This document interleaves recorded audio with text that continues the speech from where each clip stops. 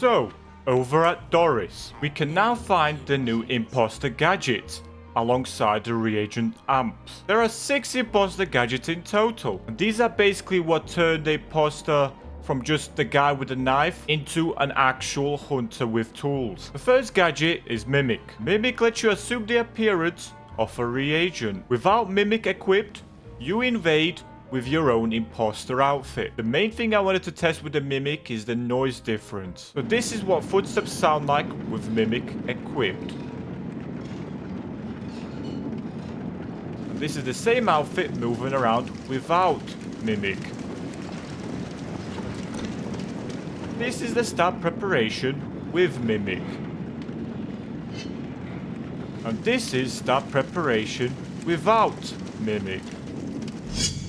I'm not fully sold on using this much myself. Between the environmental ambience, the imposter chase music, and everything else that's going on within an invasion match, which I think the noise difference can become pretty negligible, and I can see it being useful for the sneaky players. But personally, I don't see myself using this one too often. Next, we have Stim. Its effects last around 10 seconds, and during that time you get increased movement speed, infinite stamina, and protection from projectiles and damage. This could be really good for engaging a reagent or saving it for when you need to retreat safely. And you already know I unlocked this one permanently. Next we have Neuroshock. Neuroshock functions a bit like a brick when it comes to throwing it. If you miss, you can't pick it back up. The stagger on the reagent depends on how far the projectile traveled before hitting them. The further the throw, the longer the stagger. But the important part is that the rig disable stays the same. From testing, the rig disable lasts around 15 seconds, regardless of the throw distance. So even if you don't get the longest stagger, you are still taking away their rig from the fight. That alone makes this a no-brainer, because preventing someone from using their stun or heal rig during a chase or fight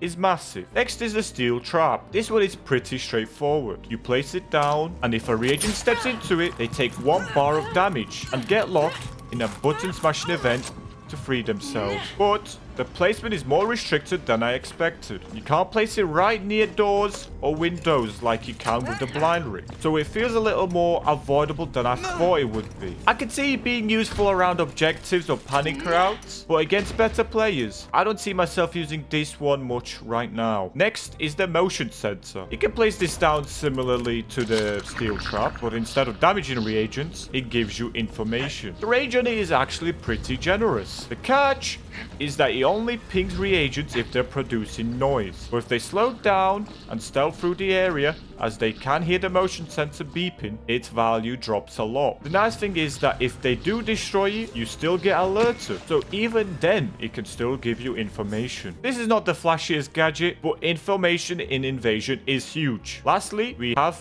X-Pop Bait. This is basically the cause chaos gadget. You throw it like a grenade and it emits a noise that attracts all nearby X-Pops. But the main function is that it spawns an enraged grunt from the nearest insertion gate. That grunt stays active and searching for around a full minute. From testing, the grunt does the same amount of damage as a regular one, depending on what animation it does. And it doesn't seem to have a super strict tiny patrol range. It can wander and create pressure beyond the area. This gadget is interesting because slashers no longer stagger reagents properly, but the X-Pop can still stagger them for you. And it can also give you information, similar to the motion sensor, once you spot your grunt chasing after someone. Around objectives, this could be really annoying for reagents, because even if the imposter isn't directly on you, this grunt can slow down the trial and allow the imposter to pressure you sooner. One important thing with all these gadgets is that you only get 1 use of each equipped gadget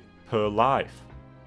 So once you've used them, you need to respawn in order to get them back. But the cool part is you can also change your loadout between lives or while spectating. That means if reagents are playing a certain way, you can actually adapt to them instead of being stuck with the same setup the entire time. Now, moving away from gadgets, stabbing has also been reworked. Stabbing now starts a struggle minigame. As the imposter, you're mashing to force as much damage as possible. As the reagent, they're mashing to resist the damage. But if the reagent doesn't resist well, they can lose all of their health and go down.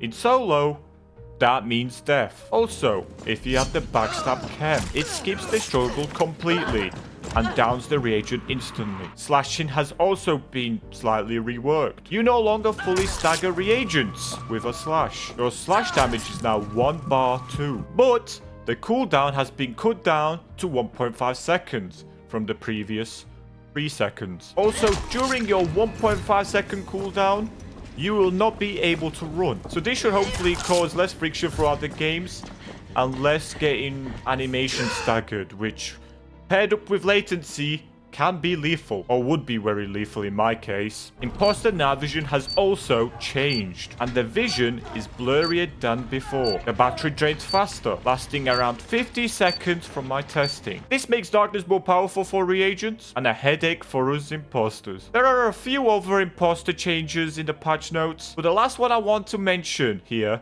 is pinging. Pinging reagents from cameras now lasts 5 seconds instead of the usual 10 seconds. That means tracking reagents after getting stunned or losing line of sight is going to be a lot harder. And as anyone who has played Imposter knows, relying on the blood trails to track people is sketchy at best. As for reagents, they deal less damage overall, as their rigs and projectiles are now intended to disrupt and delay pursuits rather than directly fight imposters. Reagents can now always ping an imposter, unless the imposter is using specifically the mimic and holding out the fake item. Some maps that previously didn't really work properly in Invasion now have their own effects. Evasive maneuver allows you to win struggles more easily, although from testing, it doesn't seem to have that much of an overall impact. But you do notice the difference. Last Chance allows you to survive one fatal imposter slash per trial. With it being once per trial, boosters might still be the strongest, as if you manage to get the health booster, that extra health bar can continue helping you